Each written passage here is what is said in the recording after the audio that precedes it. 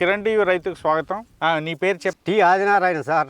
ఎన్ని గొర్రెలు ఉన్నాయి మీ దగ్గర? 150 జీవాలు గొర్రెలు ఉన్నాయి సార్. ఓకే, గొర్రెలకి ఏమేమి మేత పెడుతున్నారు? సొప్ప కూడా దీంట్లోనే పండిస్తాను సార్.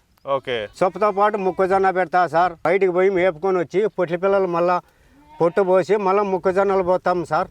ఆ జీవమిత్ర ఇన్నాళ్ళు మేము చూడలేదు సార్.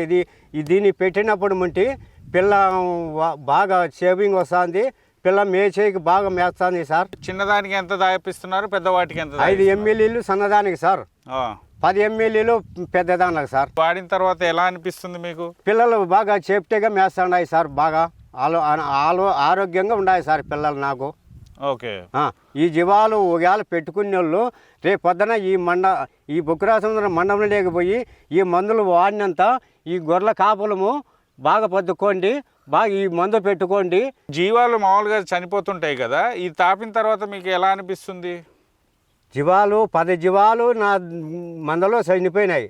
దీన్ని తాపిన తర్వాత ఒక పిల్ల కూడా దాంట్లో మిస్టేక్ కాలేదు సార్ నాకు. ఓకే, నీకు ఏ జీవం కూడా నష్టమేం కాలేదు, బాగా ఆరోగ్యంగా బాగుండాయి సార్ నాకు. జీవనాధారం ఈ జీవాల మీద ఆధారపడి ఉంది. జీవాల మీద ఆధారపడి భూమి చేసుకుంటాను సార్. ఇప్పుడు నువ్వైతే సంతోషంగా ఉన్నావు. అవును సార్, ఇలానే సంతోషంగా ఉండాలని మేము కోరుకుంటున్నాం.